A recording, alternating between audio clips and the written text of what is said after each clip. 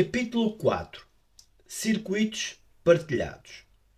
Em 1991, Giacomo Rizzolatti, um neurologista da Universidade de Parma, em Itália, recebeu uma nova peça muito cara para o seu laboratório, a qual, de certa forma, não passava de mais um brinquedo novo para os seus macacos. O seu trabalho corrente exigia uma boa quantidade de brincadeiras com o seu núcleo de macacos rabo de porco e, como ele constatou, a maior dificuldade da equipa era garantir que os animais estivessem constantemente entretidos. Nesse jogo, era crucial manter um certo elemento de surpresa. Tendo isso em mente, Rizzolatti mandou construir um aparato de 60 mil dólares, que consistia numa caixa preta com uma roda giratória no interior, movida a eletricidade, sendo que a maior parte dela estava dentro de um ramal esférico. Quando ligada, a roda girava ao acaso, até que um dos prémios numa pequena prateleira, um cubo, uma pirâmide, uma esfera, era subitamente revelado e todo o mecanismo se iluminava, como se acompanhado por rufos de tambor. Os macacos foram treinados para permanecerem parados até que uma luz LED ficasse verde, momento no qual tinham permissão para ir buscar o prémio. A geringonça também tinha de captar a atenção do macaco para o distrair do verdadeiro objetivo do exercício. Um microelétrodo fora acoplado ao couro cabeludo do animal, que, por sua vez, estava ligado a um osciloscópio, um monitor visual que mostra as ondas de sinais eletrónicos, e a um amplificador para registar todos os disparos de um único neurónio. Os dois tipos de equipamento capturaram a atividade do neurónio de duas perspectivas, como um monitor visual e também como som. O amplificador era particularmente útil ao emitir um barulho sempre que o neurónio disparava, permitia que os cientistas brincassem com os macacos enquanto tomavam nota de cada vez que o neurónio único descarregava. Rizzolatti, cujo cabelo rebelde lhe dava um ar de Einstein italiano, era um especialista em movimento, no sistema motor do corpo e no seu papel nas funções cognitivas. Uma equipa de alunos de pós-doutoramento, Vittorio Galesi, Leonardo Fogazzi e Luciano Fadiga, e dois colegas formidáveis, o famoso neurofisiologista francês Marc-Jean Rod e Michael Arbib, um biólogo inglês e na altura professor de ciências informáticas na América, encontravam-se periodicamente com ele no laboratório para perseguirem um objetivo aparentemente modesto: isolar no cérebro a sequência exata através da qual um ser vivo transforma informação visual em ação.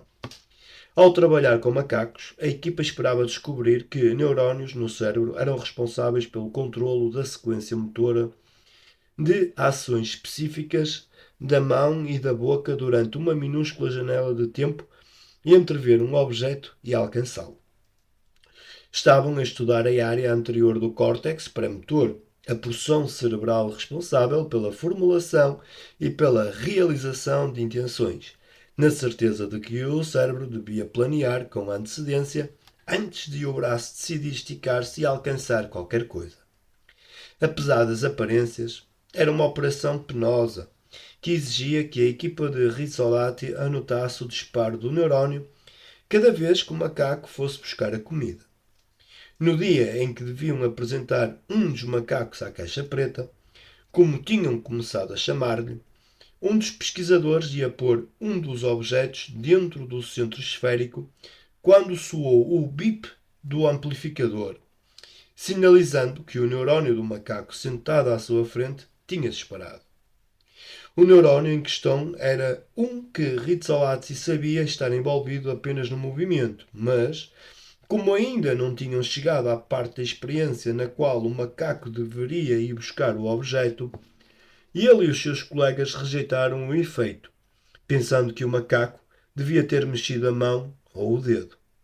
Durante vários meses, o bip soava durante a fase de montagem de quase todas as experiências e, sempre que tal acontecia, a equipa desvalorizava-o como um artefacto, um erro causado pelo próprio equipamento, ou uma indicação de que o macaco estaria inquieto a mexer impacientemente o braço ou a encetar uma tentativa prematura de ir buscar o prémio. Depois de alguns meses, um neurologista não pôde continuar a ignorar este estranho fenómeno. Parecia impossível que o macaco se mexesse quase sempre antes de ter qualquer motivação para o fazer. Rizzolatti decidiu empenhar-se em mais testes para confirmar que o corpo do macaco se estava a mexer de alguma maneira. A equipa começou a registar as descargas do córtex motor primário do macaco, que identificaria prontamente o mais leve movimento, tendo também usado eletromiografia, que registra todos os impulsos elétricos enviados por neurónios motores para músculos específicos, para causar contração. Nenhum aparelho deu provas de ter ocorrido movimento. O italiano estava abismado quando finalmente teve uma ideia acerca daquilo que poderia estar a acontecer. O mesmo neurónio no cérebro do macaco que disparava quando pretendia ir buscar o objeto à caixa preta, também disparava quando ele observava o pesquisador a fazê-lo. Rizzolatti começou a testar as suas hipóteses ao examinar outros neurónios envolvidos no movimento. Quanto mais procurava estes estranhos neurónios copiadores, mais parecia encontrar. Mais de 3/4 dos neurónios usados para uma função específica do movimento desempenhavam uma função dupla. Quando o macaco estava simplesmente a observar o mesmo movimento feito por um humano. Rizzolatti ficou fascinado com o fato de o macaco não precisar de uma imagem perfeita de si para interiorizar a atividade do observado.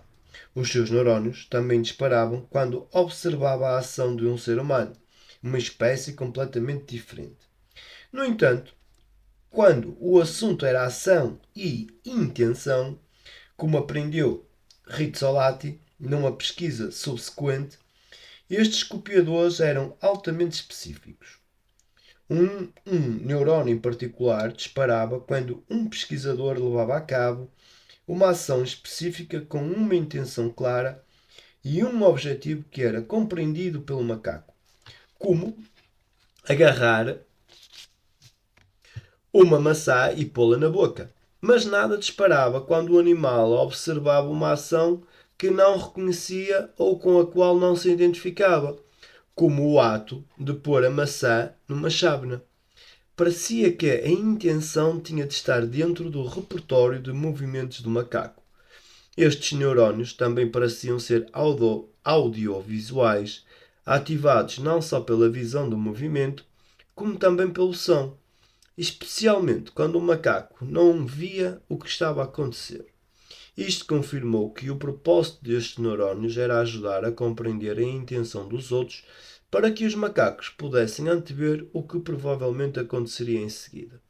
O efeito não só ocorreu na porção inferior dos lobos frontais, como também na área posterior do lobo parietal do cérebro. Esta secção do cérebro ajuda a entender as informações sensoriais díspares e a distinguir o eu do não eu. Apesar de o cérebro do macaco dever saber que a ação observada é diferente da ação desempenhada, não agia como se o soubesse. Rizzolatti rapidamente passou à frente, com a sua primeira pesquisa em seres humanos, trabalhando com Scott Grafton, um neurologista da Universidade da Califórnia do Sul, cujo laboratório tinha o equipamento de imagem cerebral mais avançado da altura. Não conseguiram localizar neurónios espelho com a precisão que fizeram nos macacos, em grande parte porque os comitês de ética não permitem que se perfurem cérebros humanos, um passo necessário para a colocação de elétrodos simples. No entanto, podiam ter um plano B. uma técnica de captação de imagens cefálicas que mostrava a parte geral do cérebro e o sistema de neurónios que era ativado. Na altura das primeiras tentativas, a única técnica de captação de imagem disponível para os cientistas era a tomografia por emissão de positrões, que mostrava certas áreas de atividade cerebral, mas sem muita precisão. À medida que o tempo passava e a tecnologia da imagem cerebral se tornava mais sofisticada, Rizzolatti pôde usar a ressonância magnética funcional, RMF, que registra a menor das mudanças no fluxo sanguíneo do cérebro, e a estimulação magnética transcraniana, que mede o tamanho das descargas no córtex motor e, consequentemente, pode marcar a atividade dos neurónios com mais precisão. Todavia, mesmo com o equipamento mais rudimentar, Rizzolatti descobriu nos humanos o mesmo fenómeno que observara nos macacos: um sistema cerebral e uma atividade neural altamente específicos, idênticos e finamente orquestrados, que ocorriam sempre que as cobaias humanas estivessem a desempenhar uma ação ou a observá-la. O fenómeno dos copiadores era um enorme mistério. Rizzolatti começou por presumir que estes neurónios disparavam para que um ser vivo pudesse aprender a fazer algo rapidamente, de forma a sobreviver. Pensou que podia ser parte da aprendizagem hebbiana, identificada por Donald Webb, que sugeriu em 1949 que os neurónios se tornavam mais eficientes e operavam como uma unidade quando eram estimulados em conjunto, repetida e persistentemente. Neurónios que disparam juntos, ligam-se juntos. Rizzolatti também se perguntou se a atividade podia ter que ver com o ajudar o macaco a aprender por imitação. Mas por que é que um macaco adulto precisaria destes neurónios como ferramenta de aprendizagem? Todas as evidências sugeriam que aquela raça não aprendia a copiar. O italiano consultou alguns primatólogos, mas levou com um balde de água fria. Os chimpanzés imitam, os outros macacos não imitam. Só havia uma pequena janela de tempo aberta aos bebés dos macacos rabo de porco para a aprendizagem pela cópia de gestos. Mais ainda, como o Rizzolatti sabia bem, tanto os recém-nascidos humanos como os macacos já nascem capazes de copiar ações faciais complexas sem instruções nem prática. O caso mais citado é o da mãe a tirar a língua de fora ao seu recém-nascido, com este a copiar o gesto imediatamente, mesmo sendo uma manobra complexa que exige a coordenação delicada de várias sequências neuronais. Até mesmo as crias de macacos conseguem imitar o exercício de pôr a língua de fora. Rizzolatti concluiu que, tanto dentro do cérebro dos primatas como dos humanos, não devia haver distinção entre a observação e a ação. Para conseguirmos entender a enorme quantidade de experiências à nossa volta, só podemos imaginá-las ao passarmos nós próprios por elas mentalmente. Entendemos a ação de outros ao simular a experiência inteira a partir de uma posição privilegiada, como se nos estivesse a acontecer a nós. Rizzolatti percebeu que tinha descoberto algo fundamental na neurobiologia da compreensão. Começou a referir-se ao fenómeno como efeito espelho, porque os neurónios tinham um duplo propósito: impelir os músculos a agir e reparar na ação de outros. Convencidos de que tinham descoberto um meio importante através do qual o cérebro se ligava ao mundo exterior, Rizzolatti e a sua equipa escreveram um artigo modesto no qual narram os pormenores de um ano de pesquisa e enviaram-no para a prestigiada revista científica Nature, só para o ver rejeitado, por ter sido considerado desinteressante para qualquer pessoa fora da neurociência.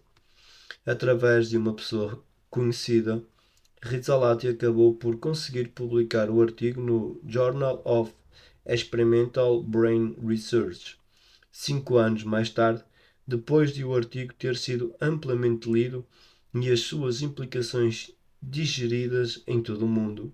Brain, a publicação mais importante de neurologia, acolheu bem uma versão atualizada da pesquisa original e publicou-a de imediato. Entre os membros da equipa de alunos de pós-doutoramento de Rizzolatti estava um jovem pesquisador alemão chamado Christian Kaisers, que tinha acabado de chegar da Universidade de St. Andrews para trabalhar no laboratório italiano. Como Rizzolatti e Kaisers acabaram por descobrir, os seres humanos usam neurónios de espelho para ler emoções e ações. As mesmas secções do nosso cérebro que ativam um leque de emoções humanas, da alegria à dor, também são ativadas quando observamos a emoção de outra pessoa. Simplesmente precisamos de observar a expressão facial ou a linguagem corporal dessa pessoa para pôr a cascata de neurónios em marcha. Quando vê alguém a sorrir ou a fazer uma careta, para o seu cérebro é você que está feliz ou perturbado. Num estudo que lhe daria renome, Kaisers monitorizou a atividade cerebral de um grupo de participantes enquanto inalavam odores repulsivos ou agradáveis e depois viam um filme com indivíduos a reagir a odores semelhantes. Descobriu que a mesma porção do cérebro, o lobo da ínsula, era ativada nos participantes, quer estivessem eles próprios a cheirar os odores, quer se encontrassem simplesmente a observar a expressão facial de uma pessoa a reagir ao odor. Os neurónios espelhos não devem identificar apenas o que uma pessoa faz e como é que ela se sente a esse respeito, mas também o porquê de o estar a fazer. Rizzolatti descobriu que os neurónios não disparam se o objetivo da ação não for claro. Num estudo, os neurónios de espelho de um observador humano acendem-se quando ele observa as ações de um robô, mas só quando este está a desempenhar uma tarefa claramente definida, e não quando repete a tarefa vezes sem conta. A descoberta de Rizzolatti é agora universalmente reconhecida como sendo um notável avanço na nossa compreensão de como o cérebro processa as ações e emoções de outros. Menos reconhecidas, no entanto, são as enormes implicações da descoberta na biologia da percepção e na interação social. Como o trabalho do italiano deixa claro, perceber o mundo não é uma atividade individual limitada às nossas próprias capacidades mentais, mas sim um processo que envolve a partilha de circuitos neurais. Interiorizamos a experiência de outras pessoas a todo momento, automática e imediatamente, sem um esforço consciente, usando uma estenografia neural criada pela nossa própria experiência. No próprio ato de nos ligarmos a alguém, mesmo num nível muito superficial, envolvemos-nos numa relação de extrema intimidade. A nossa compreensão das complexidades do mundo ocorre através da constante fusão do observador com o observado. Kaiser percebe que há sempre duas posições privilegiadas no ato da percepção. Durante a maioria das interações sociais, não há um agente e um observador únicos. Escreve. Ambos os parceiros são observadores e agentes. Ambos são a fonte e o alvo do contágio social para o qual converge o sistema neural. Observar uma pessoa é, imediatamente, assimilar o seu ponto de vista. Isto quer dizer que o próprio ato de observar outra pessoa nos puxa automaticamente para uma ligação na qual nós, o sujeito, nos fundimos com o nosso objeto. De certa forma, para entender outra pessoa, devemos, temporariamente, fundir-nos com ela. Apesar da grande capacidade do nosso cérebro em qualquer outra área, o nosso método de assimilar tudo o que vemos à volta, particularmente a atividade de outros seres vivos, é pouca imaginativa. Quando observamos a ação de outra pessoa, para conseguir compreendê-la, temos de recriar a experiência na nossa cabeça, como se fôssemos nós a passar por ela.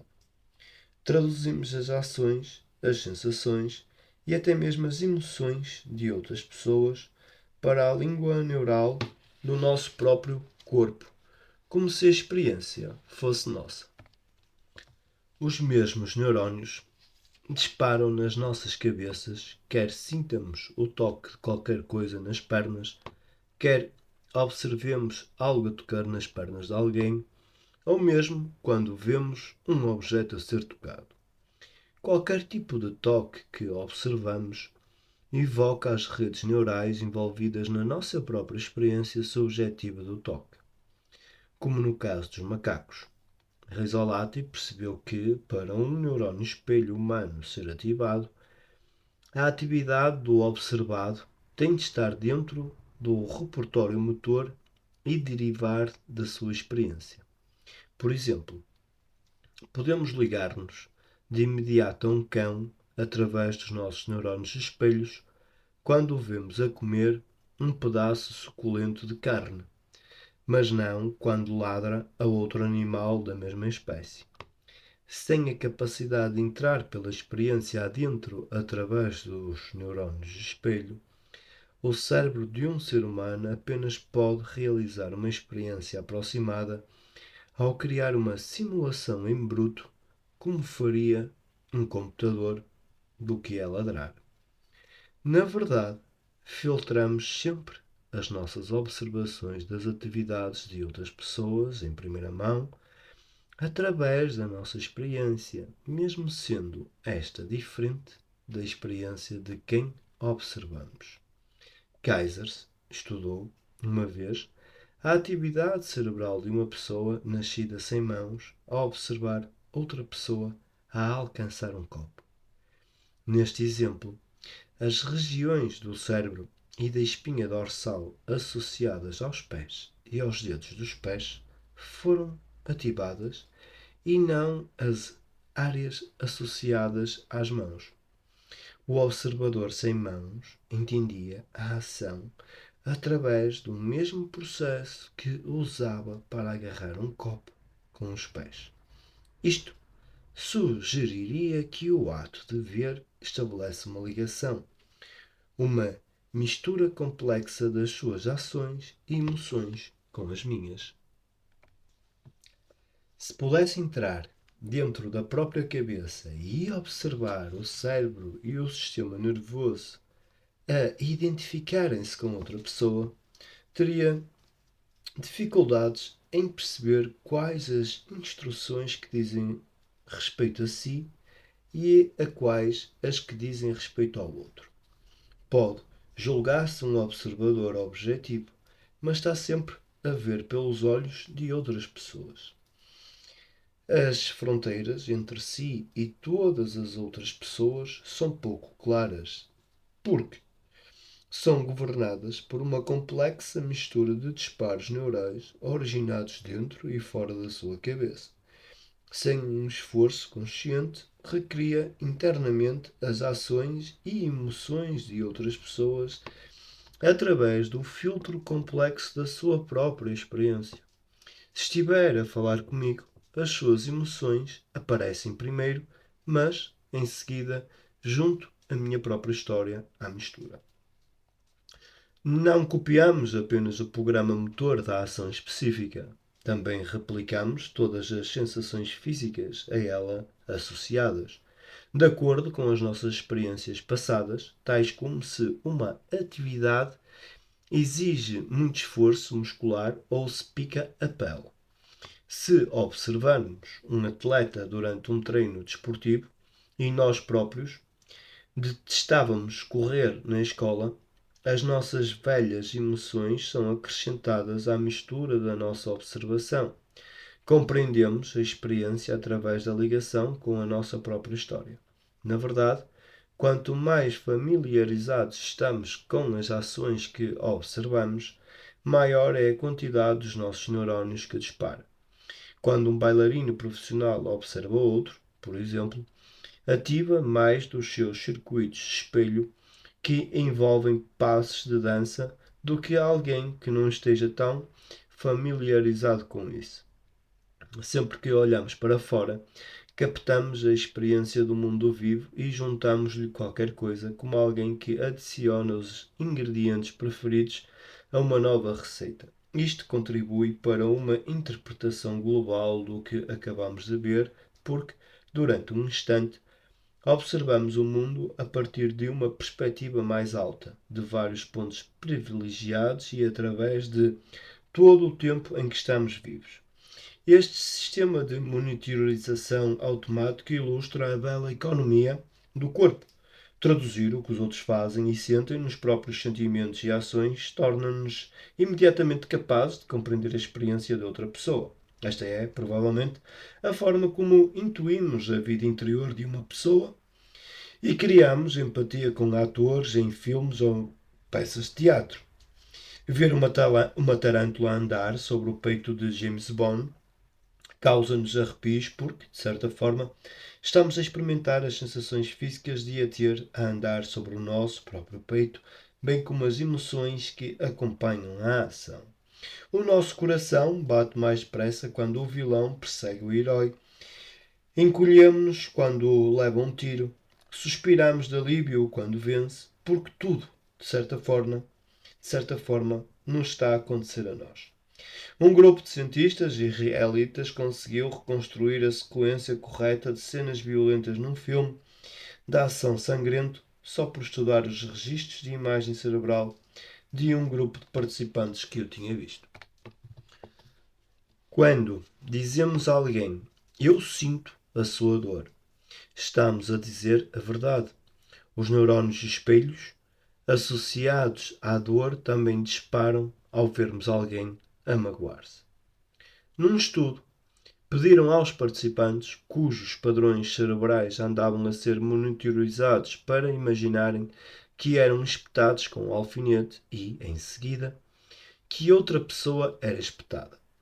Os cientistas que conduziam o estudo descobriram que eram os mesmos neurónios a disparar, quer os participantes pensassem em si próprios, quer imaginassem outras pessoas a serem espetadas.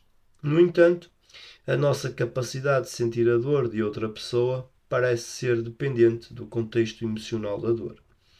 Os neurónios que disparam criam a nossa reação à dor e não os seus aspectos físicos. Simulamos a experiência emocional e não a mágoa física. Mesmo quando vê um inimigo com dores, embora possa retirar daí alguma satisfação perversa, a sua primeira resposta é de puro vínculo ao pôr-se no mesmo estado emocional. Inicialmente temos de entender que a outra pessoa sente dores, diz Rizzolatti, e, para o fazermos, temos de sentir exatamente a dor emocional que ela sente. O ato da percepção é um momento de união perfeita, não importa com quem. Muitos psicólogos e neurocientistas já acreditam no fato de que os neurónios de espelho representam os primeiros lampejos de empatia, a nossa capacidade de nos pormos no lugar de outra pessoa, o que parece ser um sistema de feedback muito afinado. As pessoas que se julgam muito empáticas apresentam normalmente uma maior atividade de neurónios de espelho. Da mesma forma, ao desenvolvermos empatia, os nossos circuitos de neurónios de espelho aumentam de complexidade, sugerindo que, no âmago, a empatia é uma simulação incorporada. No entanto, o contrário também é verdade. Quanto mais afinados forem os neurónios de espelho de uma pessoa, maior é a probabilidade de esta mostrar empatia. O neurocientista António Damasio usou imagens cerebrais para determinar que áreas do cérebro se acendiam num grupo de participantes quando lhes pediram para pensar num dos três cenários: uma experiência emocional do seu próprio passado, A experiência equivalente de outra pessoa, mas imaginada pelos participantes como se eles próprios tivessem passado por ela, ou uma experiência sem emoção do seu próprio passado. Quando um participante se identificava fortemente com outro, produzia uma ativação cerebral equivalente à que teria ele próprio se estivesse a passar pela experiência. No entanto, quando não tinha empatia com a história da outra pessoa, outras porções do cérebro não relacionadas acendiam-se. O cérebro humano é um copiador implacável desde o momento em que nasce. O primeiro impulso do nosso cérebro é fundir-se com o da nossa mãe. O neurologista americano Alan Shore, autor de trabalhos seminais na teoria da vinculação, acredita no fato de o sistema de neurónios de um bebê aprender a partir do cérebro da mãe, que age como um tipo de molde de ondas cerebrais que ensinam ao cérebro da criança quando deve disparar e ligar-se, da mesma forma que a progenitora a ensina a falar ou a usar uma colher. Shore diz ainda: o córtex pré-frontal da mãe transforma-se no córtex pré-frontal do bebê. Alguns pesquisadores da Universidade do Arizona encontraram provas de que os padrões cerebrais de uma mãe, registados por um eletroencefalograma, estão codificados dentro do padrão de eletroencefalograma do seu filho. Tal como descobriu o autor de ciências Joseph Chilton Pearce, mãe e filho costumam experimentar um arrastamento de ondas cerebrais, no âmbito do qual as ondas elétricas dos dois cérebros ressoam, tendo picos e depressões ao mesmo tempo, quando estes estão juntos. Quando um se separa do outro, as ondas cerebrais tornam-se discordantes e só regressam à ressonância quando o par se volta a juntar. Ao longo da sua vida, o cérebro encontra outros contágios de ondas cerebrais. Como disse no meu livro The Intention Experiment, o experimento da intenção, há uma grande quantidade de evidências que mostram que, sob muitos tipos de circunstâncias, particularmente quando duas pessoas fazem coisas juntas com um propósito comum, a sinalização elétrica dos cérebros de ambas sincroniza-se. As frequências, as amplitudes e os picos e depressões das ondas cerebrais começam a ressoar em conjunto. A pesquisa sobre este fenómeno tem envolvido historicamente alguma variedade de pares de emissor-receptor, sendo ambos isolados em quartos separados e ligados a vários equipamentos de monitorização psicológica, como o eletroencefalograma. Um dos membros do par é estimulado por qualquer coisa, uma fotografia, uma luz ou um ligeiro choque elétrico, e tenta transmitir a imagem mental do estímulo ao parceiro. Num número significativo de casos, as ondas cerebrais do receptor começam a imitar as do emissor que está a ser estimulado. O cérebro do receptor capta e imita a experiência do parceiro. Na verdade, a resposta do receptor ocorre numa área do cérebro idêntica à do emissor. Este tipo de ligação pode ocorrer instantaneamente, até mesmo entre estranhos. O simples fato de sermos emparelhados com alguém estabelece momentos em sincronia. Este tipo de arrastamento não se limita ao cérebro.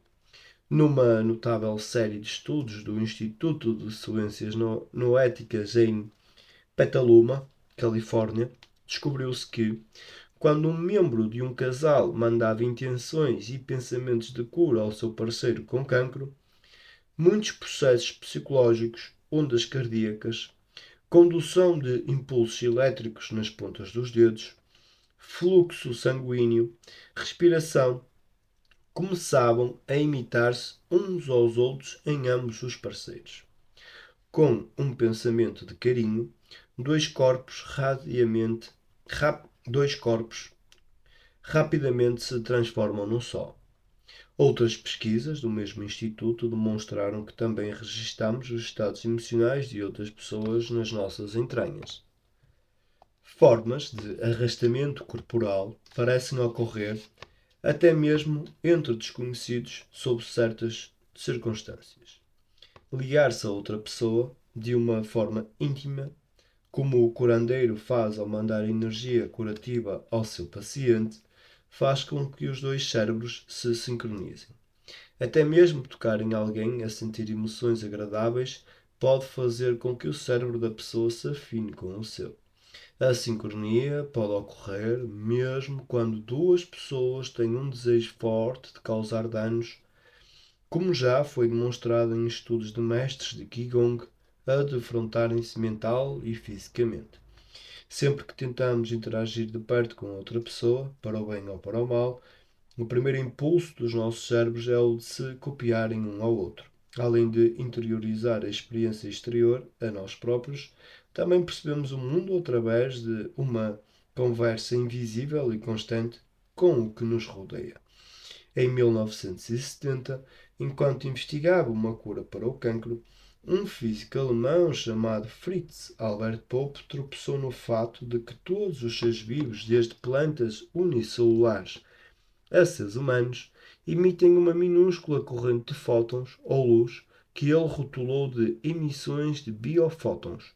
Pope entendeu de imediato que um organismo vivo faz uso desta luz fraca como meio de comunicação consigo próprio e também com o mundo exterior. Pope e 40 outros cientistas em todo o mundo levaram a cabo mais de 30 anos de pesquisa em emissões de biofótons. Eles afirmam que esta fraca radiação, mais do que o ADN ou a bioquímica, é a verdadeira condutora de todos os processos celulares do corpo. Descobriram que as emissões de biofótons se dão dentro do ADN, despoletando certas frequências dentro das moléculas de células individuais. Quando começaram a tirar medidas, Pope e os colegas usaram um equipamento minucioso capaz de contar as emissões de luz, fóton a fóton, permitindo-lhes descobrir algo notável. Quando uma pomada corporal era aplicada numa parte do corpo, uma grande mudança ocorria no número de emissões de luz, não apenas onde a tinham aplicado, mas também em partes distantes do corpo. Além disso, o tamanho da mudança correlacionava-se em todas as localizações. Pope reconhecia que tinha descoberto o canal de comunicação primário dentro de um organismo vivo que usa a luz como um meio de sinalização global ou não local. Pope também descobriu que estas emissões de luz agiam como um sistema de comunicações entre os seres vivos. Em experiências com vários organismos, incluindo seres humanos, descobriu que os seres vivos individuais absorvem luz emitida uns dos outros e devolvem padrões de interferência de ondas, como se estivessem a ter uma conversa. Quando as ondas de luz de um organismo são absorvidas por outro, a luz do primeiro começa a trocar informação em sincronia. Os seres vivos também pareciam comunicar informação com o que os rodeava. Bactérias com o seu meio nutricional, o interior do ovo com a casca. Estas conversas também ocorrem entre espécies diferentes, embora as mais altas e melhores estejam reservadas a membros da mesma espécie. Pope e a sua equipa de investigadores ficaram intrigados ao descobrirem que as emissões de um organismo têm diferenças mensuráveis durante o dia e a noite e também seguem padrões semanais e mensais a refletir a atividade solar. De forma independente, confirmou a tese central do trabalho de Franz Albert: um ser vivo está constantemente a marcar o tempo com o Sol. O trabalho de Pope demonstra que, com esta minúscula corrente de emissões de biofótons, criamos uma ligação quântica com o nosso mundo. Em todos os momentos estamos a receber a luz de outra coisa. Os trabalhos destes cientistas, Graham Fleming, Randy Gerstle, Franz Albert, Giacomo Rizzolatti e Fritz Albert Pope, aparentemente tão distantes uns dos outros, sugerem juntos uma visão profunda e herética da natureza dos seres vivos. Também mostram que o conceito que temos de nós mesmos como sendo algo distinto das outras coisas é falacioso. Quanto mais de perto os cientistas olham para o cerne da questão, melhor percebem que as partículas mais essenciais do universo não têm uma identidade distinta em si próprias. Na verdade, na maioria das circunstâncias, duas ou mais partículas estão tão inextricavelmente ligadas umas às outras que só podem ser vistas como um coletivo. No nível subatômico, estamos constantemente a trocar luz e energia a um grau tal que não somos os mesmos de um momento para o outro. Somos um sistema dinâmico, não apenas devido a mudanças internas, mas por sermos constantemente alterados pela relação em eterna mudança entre nós mesmos e as coisas do nosso exterior. Este impulso para nos ligarmos é imitado em toda a natureza. Um corpo físico, a coisa a qual atribuímos a maior parte da nossa individualidade, é criado através de tantas interações complexas com o seu ambiente que não se pode considerar que exista de forma independente. Desde a descoberta fraturante de Gürtel, um campo inteiro da biologia, a epigenética tem-se dedicado a estudar como somos formados, não a partir do interior, mas em grande parte por agentes no nosso exterior. Os cientistas começam a perceber que a biologia é uma ligação entre forças exteriores e interiores, formada em grande parte de fora para dentro, e é esta a ligação, a mistura subtil de influências ambientais na nossa biologia que herdamos. O que conduz à evolução não é o gene individual, mas sim a ligação que fazemos com o nosso mundo. Qualquer organismo é a soma da sua ligação com o ambiente na forma material. Apesar de nos vermos a nós próprios como as entidades mais influentes do universo e o ápice na cadeia de seres vivos, a nova ciência da cronobiologia demonstra que nós e todos os outros seres vivos da Terra fazemos parte de um complexo de energia vasto e intrincado, à mercê da atividade geomagnética planetária do universo. É a nossa ligação com o Zeitgeber cósmico que é largamente responsável pela nossa saúde, pela nossa estabilidade física e mental e, possivelmente, por muito daquilo que temos com as nossas motivações pessoais únicas. Novas descobertas na neurobiologia revelam que o nosso impulso constante é o de nos fundirmos. Um indivíduo entende a ação fora de si próprio ao recriá-la dentro de si, para que o observador passe pela experiência do observado. Assim que nos envolvemos com o mundo, mesmo os mais introvertidos e antissociais criam uma conexão involuntária e imediata.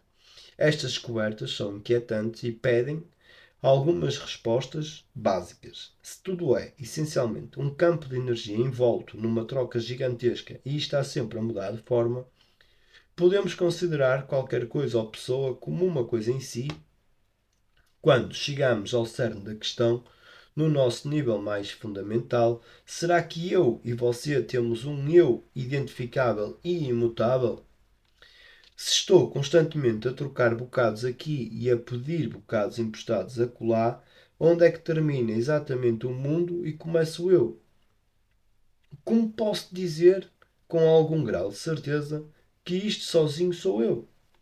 Andy Gardner, biólogo da Universidade de Oxford, tem examinado se existe alguma sociedade tão avançada e com um funcionamento tão bem oleado que possa ser qualificada como um superorganismo, um único organismo por direito próprio. Já conseguiu localizar dois tipos de comunidade modelo: as formigas e as abelhas. Estes animais são tão bons a trabalhar em equipa que todo e qualquer conflito entre eles foi logo eliminado. As abelhas e formigas agem continuamente a pensar no coletivo e estão dispostas a sacrificar-se e até a morrer para proteger a colónia. Nesse sentido, a comunidade inteira está unida em torno de um propósito comum. Um superorganismo com uma organização social tão avançada como a das abelhas e formigas é bastante raro, acredita Gardner, e só pode existir quando o conflito interno dentro de um grupo social tiver sido virtualmente eliminado. É por isso, nota, amargo, que não podemos usar este termo, por exemplo, para descrever sociedades humanas. No entanto, queiramos ou não admiti-lo, os seres humanos, assim como todos os seres vivos, fazem parte de um superorganismo vasto e intergaláctico. Tudo, desde partículas subatómicas e organismos unicelulares às estrelas mais distantes da galáxia, faz parte de uma ligação indivisível. Até mesmo o nosso comportamento social se parece mais com o das formigas do que admitiríamos. Apesar da nossa propensão para o individualismo e a competição, o nosso impulso mais básico é sempre o de criar ligações. Os seres humanos, como as formigas, nascem desesperados para jogar em equipa.